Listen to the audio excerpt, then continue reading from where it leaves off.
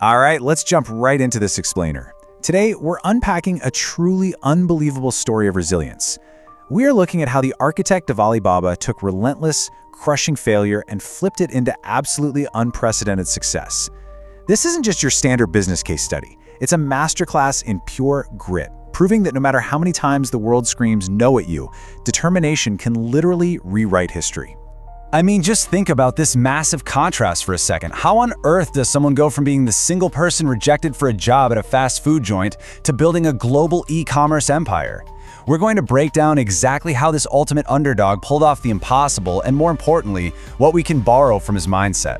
So, Section 1. An ordinary beginning. To really understand the giant he became, we've got to look at the everyday environment that shaped him. Born back in 1964 in Hangzhou, his early years were, well, completely unremarkable on paper, but he had this burning, almost obsessive desire to learn English.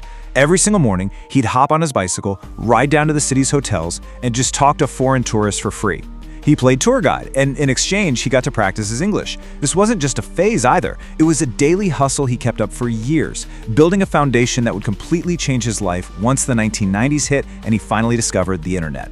Now, what's super fascinating here is the total disconnect between his awful academic performance and his real-world drive. Actually, scratch the idea of a child prodigy. The guy was terrible at math.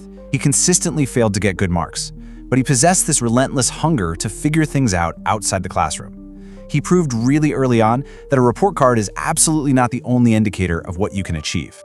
Which brings us to Section 2, the era of failures. And trust me, this is the part of the journey where 99% of people would have just thrown in the towel. He fell into this brutal, grinding cycle of defeat. He failed his school exams. When he tried for higher education, he got rejected by colleges multiple times. And when he finally hit the job market, dozens of employers just slammed the door in his face. It was a compounding wave of disappointment that would break almost anyone's spirit. Let's put this era of failure into some sharp perspective with a number: 24. When the fast food chain KFC first opened up in his city, 24 local people eagerly applied, just hoping to snag a basic paycheck. And here is the absolute kicker. 23 people were hired.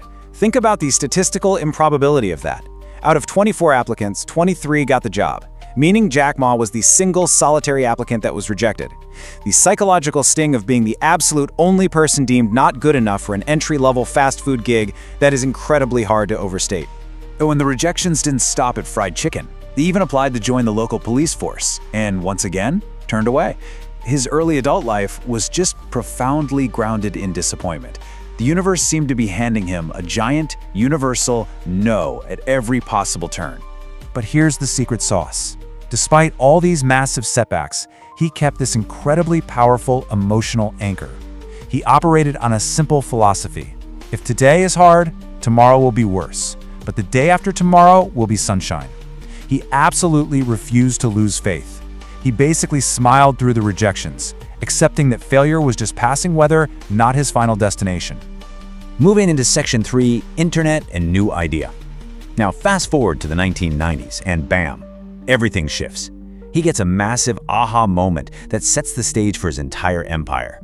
So, he discovers the internet and instantly realizes the limitless potential it holds. But when he searches for anything related to his home country, China, he finds almost nothing. He spots this gaping, glaring hole in the digital landscape. There was virtually zero Chinese presence online. And that missing information, that sparked the whole thing. He had an epiphany. Why not build a digital platform where local Chinese traders could actually connect with the rest of the planet? He wanted to build a bridge between small-scale manufacturing and global customers. This seemingly simple idea was the seed that eventually grew into Alibaba. Section 4. Alibaba's struggling foundation.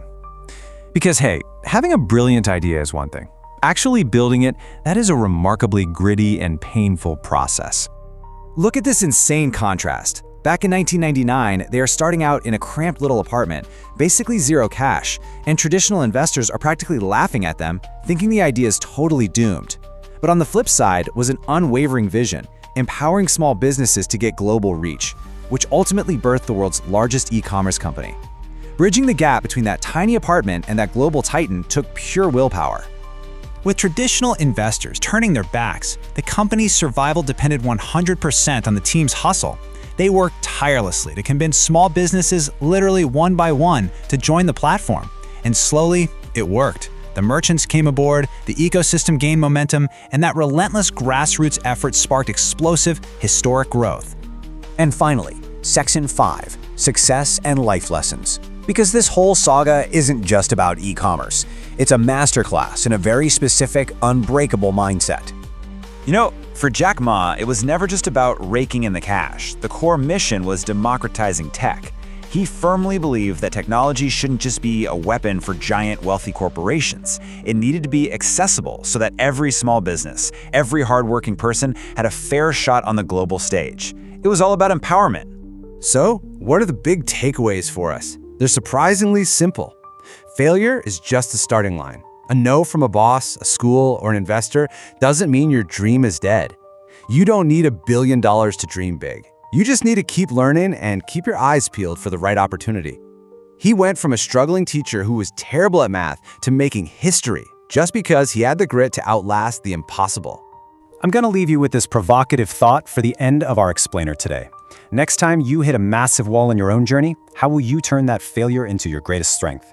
Because remember, if today is hard, tomorrow might be worse, but the day after tomorrow is sunshine.